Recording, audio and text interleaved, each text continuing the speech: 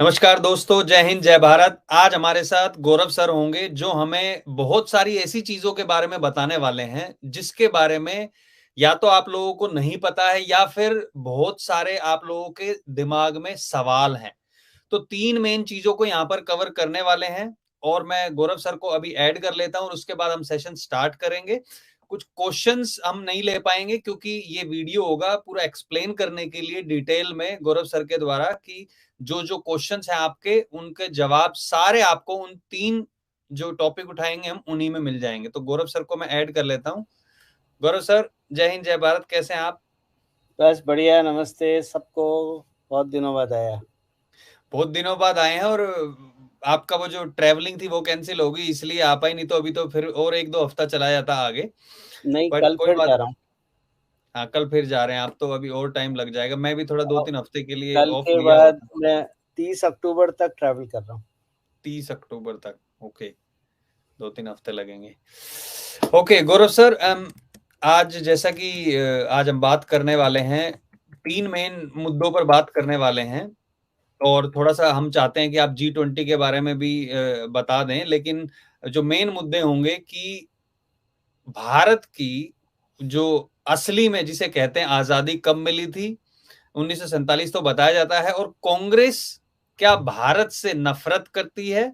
और कांग्रेस सनातन से इतनी नफ़रत क्यों करती है? जो उनके बयानों में भी दिखाई देता है और रिसेंट कई बयान आए भी थे। तो मैं चाहता हूँ कि आप प्लीज़ लीड करें कि किस कैसे आप स्टार्ट करना चाहेंगे और डिटेल में प्लीज़ समझाइए।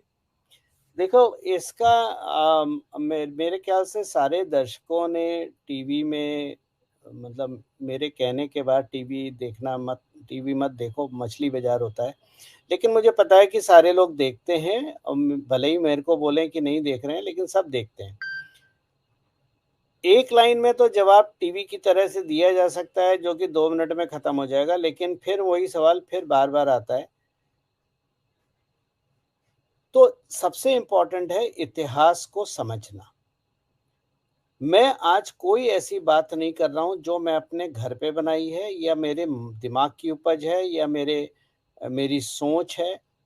मैं आपको इतिहास के पन्ने पलट के दिखाता हूँ, जो आप चाहें तो गूगल में खोल के सर्च कर सकते हैं और मेरी बात को वैलिडेट कर सकते हैं।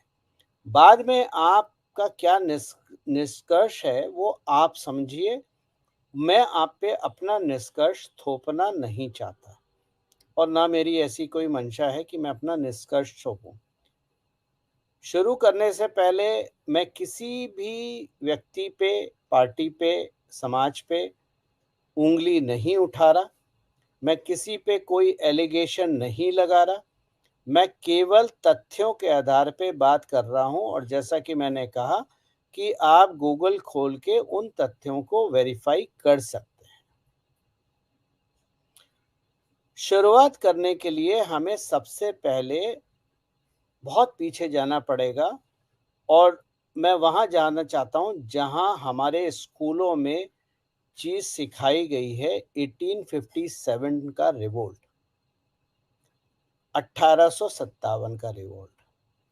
1857 का रिवोल्ट हुआ था, मंगल पांडे ने करा था, जो कि सिपाही थे बंगाल आर्मी में अंग्रेजों की। और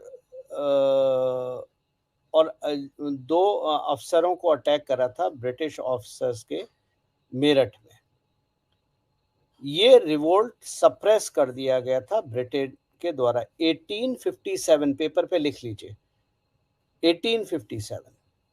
रिवोल्ट का मेन कारण ये था कि जो बंदूकों में कारतूस भरे जाते थे वो सुअर की स्किन या सुअर की इंटेस्टाइन के होते थे, जिसको मुंह से चबा के काटना पड़ता था और उसके बाद वो बंदूक में लोड करके बंदूक चलानी पड़ती थी। तो मंगल पांडे जैसे लोग जो कि धार्मिक थे, उनको, और सुअर चाहे हिंदू हो चाहे मुसलमान हो, दोनों जगह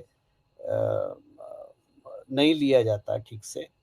तो ये रिवोल्ट पूरी तरह से फैला और ये केवल हिंदुओं में नहीं, ये मुसलमान लोगों में भी फैला, जब इनको पता चला कि इसमें सुअर की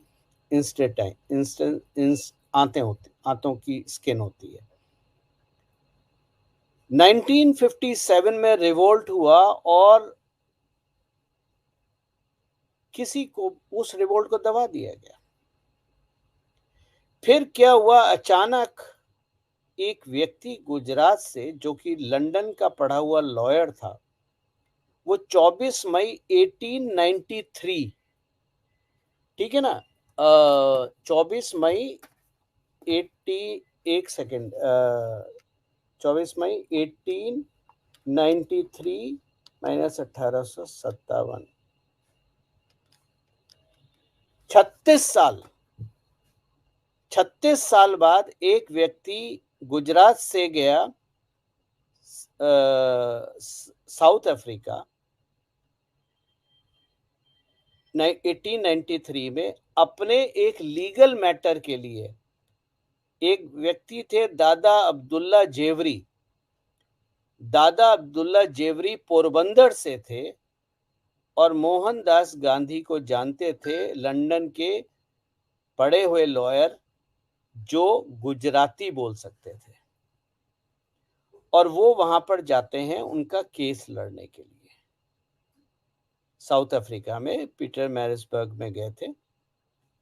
कमाल की बात यह है कि श्री मोहनदास करमचंद गांधी को, जो हमें पढ़ाया गया कि ट्रेन से धक्का दे दिया रेसिज्म के लिए, क्योंकि वो काले माने जाते थे, गोरों ने धक्का दे दिया और उसके बाद उन्होंने अंग्रेजों के खिलाफ विद्रोह शुरू कर दिया भारत आके। सवाल ये है कि गांधी को ट्रेन से धक्का दिया गया जब वो 1893 में साउथ अफ्रीका गए थे, और 9 जनवरी 1915, जिसको भारत में प्रवासी दिवस के रूप में भी मनाया जाता है, वो भारत वापस आए थे। तो क्या 22 साल लग गए? 36 साल उन्हें लगे साउथ अफ्रीका जाने में 1857 के बाद, और 22 साल ये समझ में आने में लग गया कि हमें अंग्रेजों के खिलाफ लड़ाई लड़नी है। गले के नीचे से बात उतरी। अब दूसरी बात, तथ्य की बात कर रहा हूं। आज के टाइम में हमारे पास ऑनलाइन बुकिंग होती है रेलवे की, ना हमारी शक्ल देखता है टिकट काउंटर, ना कुछ देता है, हमें एक टिकट इश्यू कर दिया जाता है, हम उसके पैसे देते हैं, ट्रेन में जाके बैठ जाते हैं। लेकिन 1915 में, उस पीरियड में तो ऑनलाइन सिस्टम नहीं था, यानी आपको टिकट विंडो पे जाके टिकट लेना है, और टिकट लेने के बाद जो ट्रेन वहां खड़ी होगी उसमें जाके आपको बैठ जाना है। टिकट भी क्लास के हिसाब से दी जाती थी, second class, first class, third class, गोरों का क्लास। टिकट बेचने वाला ना भारतीय था, ना साउथ अफ्रीकन ब्लैक था, नेटिव साउथ अफ्रीकन, वो भी एक गोरा था। प्रश्न ये उठता है, क्या गोरे ने गांधी को टिकट क्यों दिया? भाई उस वक्त डिनाई क्यों नहीं करा, जबकि वो जो कोच था वो सफेदों के लिए था, या जो ट्रेन थी वो सफेद लोगों के लिए थी, वाइट के लिए थी, तो उसने टिकट दिया ही क्यों? फ्री राइड तो थी नहीं, टिकट था। तो पहला प्रश्न ये उठता है, क्या गांधी जी को ब्रिटिश ने 1857 का जो रिवोल्ट हुआ और जो धीमी आंच पे पक रहा था 36 साल, उसको दबाने के लिए इस्तेमाल करा? 22 साल लगे ना भारत आने में, खींचने में। 1915 में श्री गांधी जी भारत आए, और भारत में आके उन्होंने आजादी का आंदोलन शुरू करा, जैसा कि हमें पढ़ाया जाता है, अहिंसा आंदोलन। सवाल ये उठता है कि अहिंसा आंदोलन क्यों? क्योंकि 1857 का विद्रोह तो वायलेंट विद्रोह था, तो ये अहिंसा आंदोलन क्यों? मुझे जो समझ में आया, और आप लोग इस पे और गहन चिंतन कर सकते हैं, कि अगर ये वायलेंट होता तो ब्रिटिश आर्मी हो या ब्रिटिश की नेवी हो, उसमें सारे, या ब्रिटिश की पुलिस हो, उसमें सारे जवान भारतीय थे, ब्रिटिश नहीं थे। ब्रिटिश केवल अफसर थे। तो अगर सारे जवान रिवोल्ट कर देते तो भारत तो पता नहीं कब का आजाद हो चुका होता, शायद 1900 से पहले ही आजाद हो जाता। यानी रिवोल्ट को दमाने के लिए और ये चिंगारी ना बैठे, मुझे ऐसा प्रतीत होता है कि गांधी को ब्रिटिश सरकार ने अपना एजेंट बनाया और रिवोल्ट वायलेंट ना हो इसलिए अहिंसा का नाम दिया। जो हमारे दो मूल प्रश्न हैं जिस पे आज चर्चा हो रही है, मैं आपको वहीं लेके जाऊंगा। थोड़ा धैर्य रखिए, आपको सारी चीजें समझ में आएंगी। 1915 में गांधी जी भारत आए और भारत में आके अहिंसा आंदोलन शुरू करा।